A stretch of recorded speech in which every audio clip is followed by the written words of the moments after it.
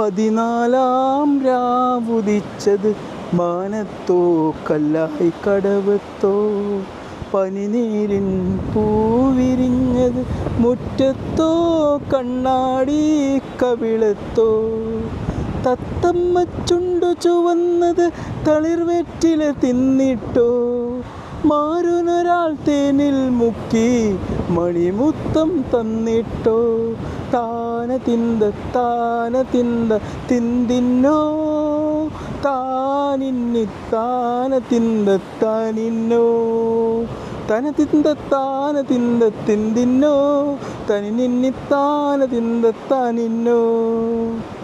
മൈക്കണ്ണിൽ കവിത വിരിഞ്ഞത് മയിലാട്ടം കണ്ടിട്ടോ, മധുരത്തെ നിറയും മാറിൽ മദനപ്പൂ കൊണ്ടിട്ടോ, തന തിന്ത തിന്തിന്നോ താനിന്നി താന തിന്ത താനിന്നോ, തന തിന്ത തിന്തിന്നോ തനിന്നി താന തിന്ന തന്നിന്നോ.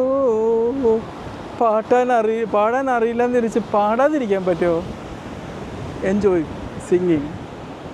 ഈ പാട്ടിൻ്റെ സൗന്ദര്യത്തെക്കാളുപരി പാട്ട് പാടുമ്പോൾ നമ്മൾ അനുഭവിക്കുന്ന ആ സുഖമാണ് ഇതിൻ്റെ രാഗത്തിൻ്റെ റിഫ്ലക്ഷൻ എന്ന് പറഞ്ഞാൽ. അത് നമ്മൾ വെറുതെ പാടിയാലും കിട്ടും. ഓക്കെ.